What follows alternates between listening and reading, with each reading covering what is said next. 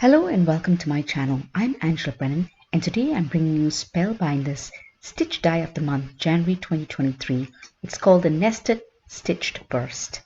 It's a great set because it's quite versatile. You've got many components to this die set. You can use it all together or you can use some of it and create different looks.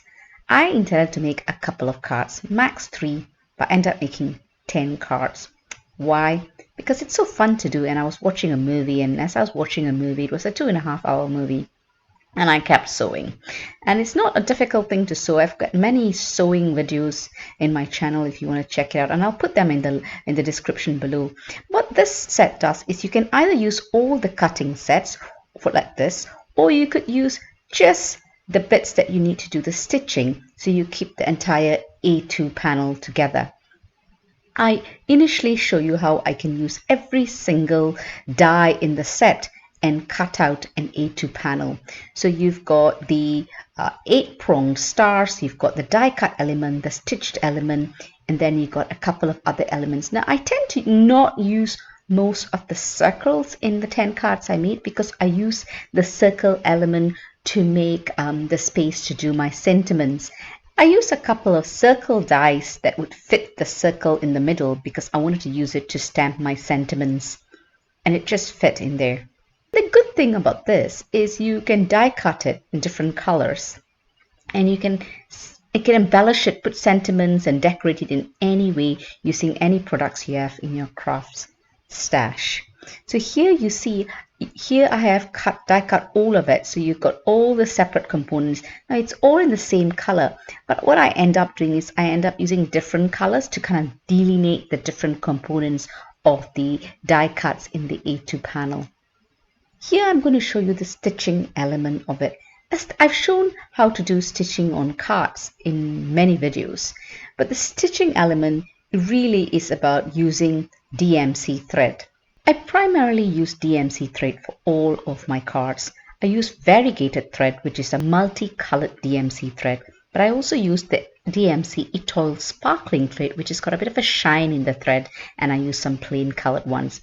What I tend to do is I start off by using a variegated thread, which is a multicolored thread, and then for the other concentric shapes within the card panel, I use colors, plain colored DMC thread that is in the variegated thread. I think it just keeps the colors more harmonious and doesn't get too busy, if you like.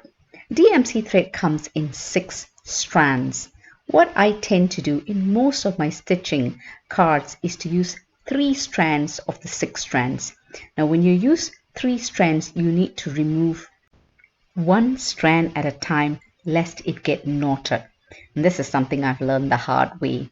When you start sewing, you secure the back of the start of the thread at the back of the card panel with a tape, a washi tape or a scotch tape, whatever you have to hand, because it's just very thin, it's not going to give it bulk.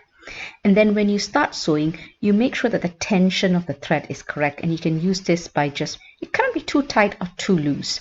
So just ensure the tension is right, and the tension is right against the card, and just continue sewing. And when you finish the thread, you just secure it with the tape again. It's relatively easy. Just follow the sewing according to the edge lines that are shown on the die, and you can use the color choices are the hardest. It's hard to choose the color of the card, the color of the thread. It's fun.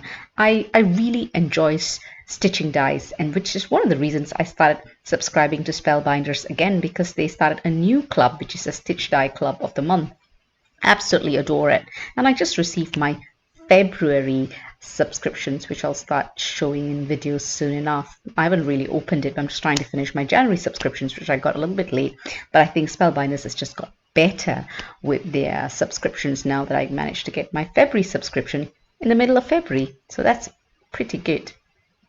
So you can see me, I show how I take each strand apart at a time, and then I use a size 24 tapestry needle, DMC tapestry needle, and that serves me fine. And I always use a threader because there are so many strands. Using a threader is so much easier, and my eyesight is not what it used to be. So it's just, these are the key tools you need to use stitching dies and enjoy the stitching part of it. I enjoy these. I tend to get all my die cuts done, get all my threads together, and put a good movie on and just stitch along. I just find it relaxing and quite therapeutic. So you can see whenever there's a stitching die, I end up doing far too many cards. But I also have loads of people that I give these cards to that love receiving stitching cards. So it's a win-win both ways. I really hope you enjoyed the video. If you do, please give it a thumbs up and consider subscribing. And when you do subscribe, remember to press that notification bell so you're alerted when a new video is uploaded. Do head over to my blog where you can see a lot more information on all the cards I've made, products I've used, as well as close-up pictures of all the cards. I'm going to leave you with some music now, and I'll catch you later.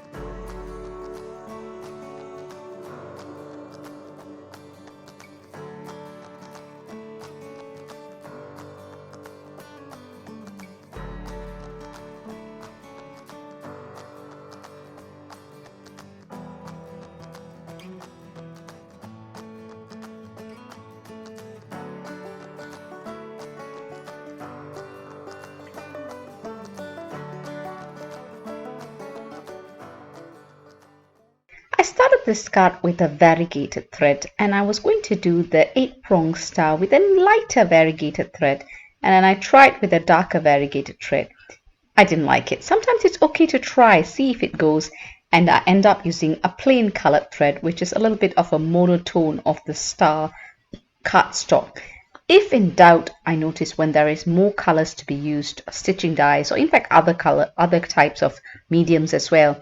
If in doubt, go for a monotone so the colors are not too busy and there's a lesser chance of the colors clashing.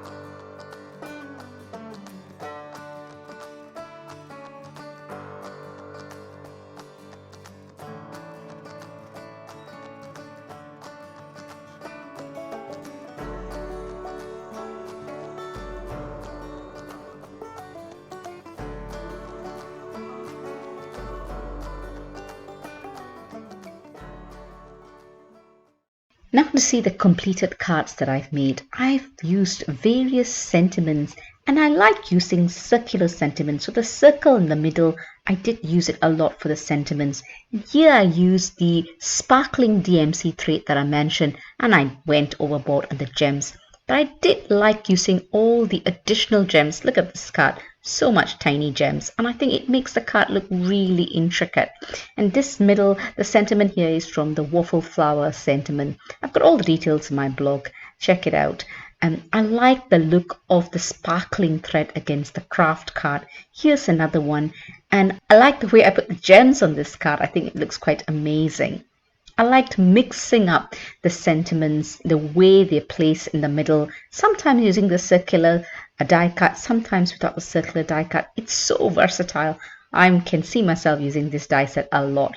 Here I decided to make some masculine colors, and the sentiment here is from another set from the January Club. I think it's the small die set, the ampersand sentimental that I use this sentiment from, and I liked using all the dies from the die set, using masculine colors with their sentiment.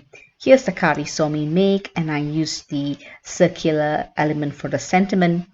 Here I did not use any cutting dies, so I used the 8-prong star without the cutting die, and I just stitched it all the way and added a whole load of gems. I liked putting the tiny gems. I think it's intricate. It doesn't take as much time as you think it does, but it gives it that intricate look, which I love.